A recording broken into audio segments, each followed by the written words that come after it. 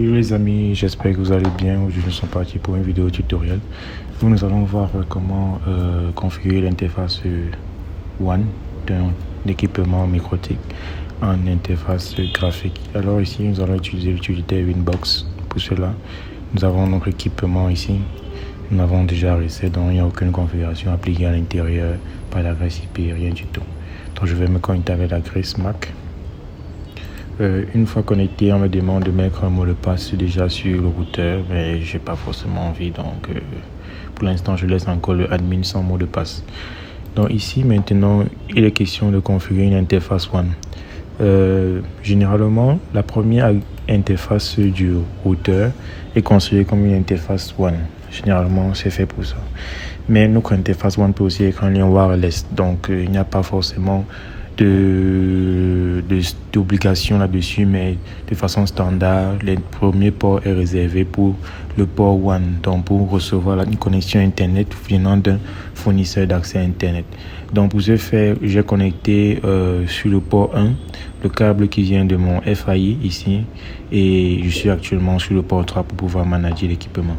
Donc ici sur le port 1, pour recevoir la connexion venant du FAI, il suffit d'aller dans IP DHCP Client. Donc dans IP DHCP Client, je viens sur le petit plus et je choisis l'interface qui est censée recevoir la connexion du fournisseur, puisque mon câble qui vient de mon fournisseur est branché sur le port 1. Donc je vais choisir Ether 1 ici et j'ai choisi le USP-DNS pour le nom de domaine et le USP-NTP pour le Network Time Protocol, pour en fait utiliser le même Network Time Protocol que mon fournisseur, et je laisse la case à default route sur Yes. Donc je mets Apply, OK. Ici il cherche et il trouve une adresse IP, et ici on a l'expiry after. Donc après 3 heures de temps, l'adresse IP va expirer, il va falloir être renouvelé. Donc ça c'est le lease time. Donc OK, après je viens dans IP address, on va voir qu'une nouvelle adresse IP s'est ajoutée avec le flag D pour dynamic. Donc cette adresse IP là, quand je viens de recevoir de notre fournisseur, est la 172.168.126/24 dans ce réseau-ci.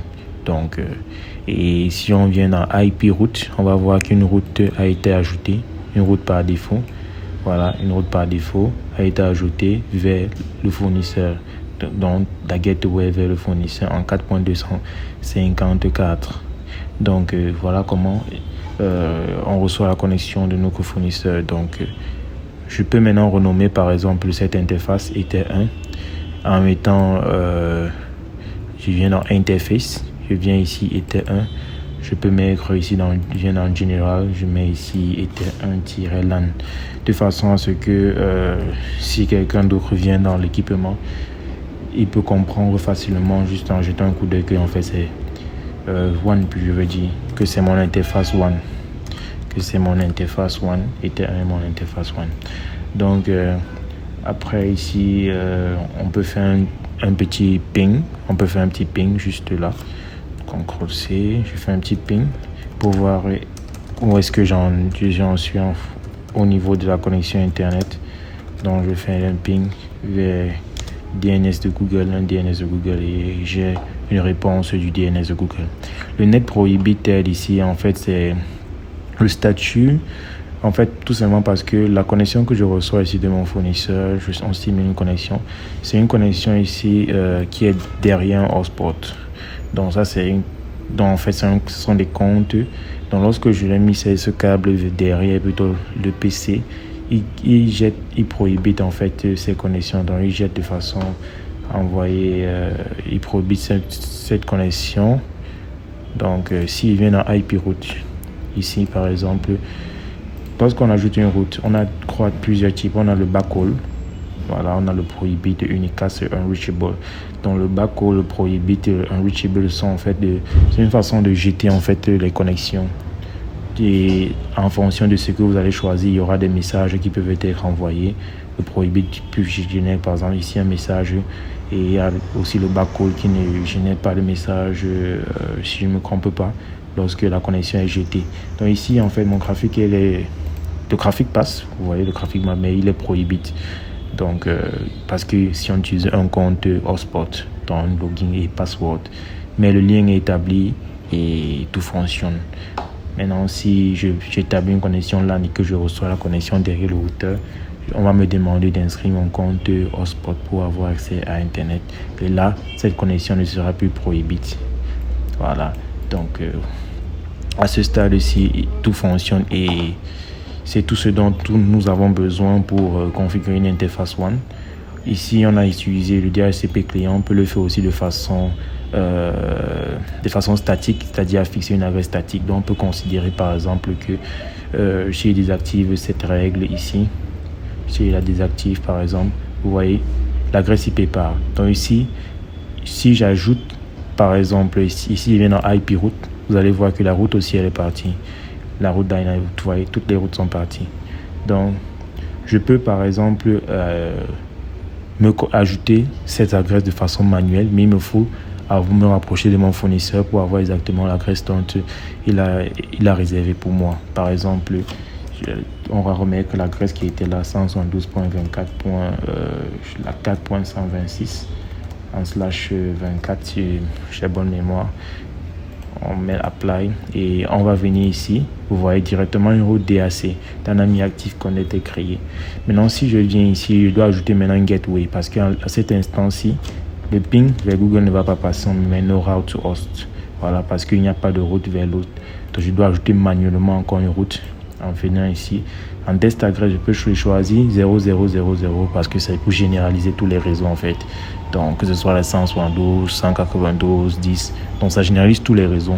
Mais je peux aussi le resserrer en mettant exactement l'adresse réseau du LAN que je vais utiliser. Donc, ici, je généralise tous les réseaux. Je mets la gateway qui est la gateway que mon fournisseur m'a donné, 172.24.4.254.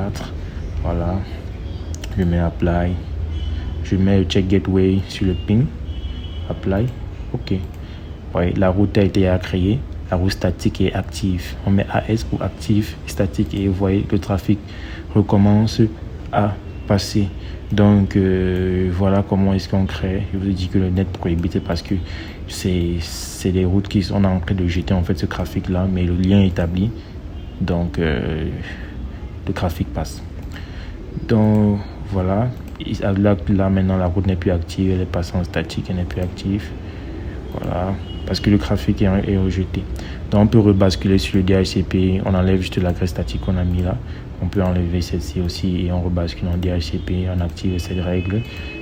On active cette règle et voilà, pour mon rebascule en DHCP. Donc voilà comment est-ce que on crée, on génère, voilà comment est-ce qu'on configure un lien WAN sur un routeur MikroTik. Alors par la suite, vous n'hésitez pas à vous abonner, à liker et à partager. Par la suite, on verra comment créer également ce même lien WAN en ligne de commande. Et on va évoluer sur comment ici créer un LAN aussi pour pouvoir ressortir cette connexion. Parce que là, la connexion est emprisonnée en quelque sorte dans le routeur. Donc, il faut la ressortir par les autres ports. Donc là, maintenant, c'est le lien LAN. Donc, on va d'abord voir comment générer ce même travail mais en ligne de commande. Mais pour ce faire, j'ai besoin d'abord d'un petit prérequis, c'est de fixer une adresse IP sur l'une des interfaces et de mettre un DHCP dessus. Donc pour fixer, là j'ai pour anticiper le lab prochain, je fixe une adresse IP sur peut-être Ether 2, voilà, je mets la 192.168.10.1. Voilà, en /24 et je vais créer un DHCP sur lui, IP DHCP server. Je vais utiliser le setup directement. Je vais enlever celui-ci. Je vais utiliser un setup et je vais choisir l'interface qui était 2. Voilà. OK. Bon, là, ne vous inquiétez pas, on verra par la suite avec le temps comment créer un serveur DHCP. Là, c'est pas vraiment l'objet de cette vidéo. Donc là, je prépare juste le lab prochain. Donc on se dit à la prochaine pour d'autres vidéos. N'hésitez pas à liker, à partager, à commenter. Ciao.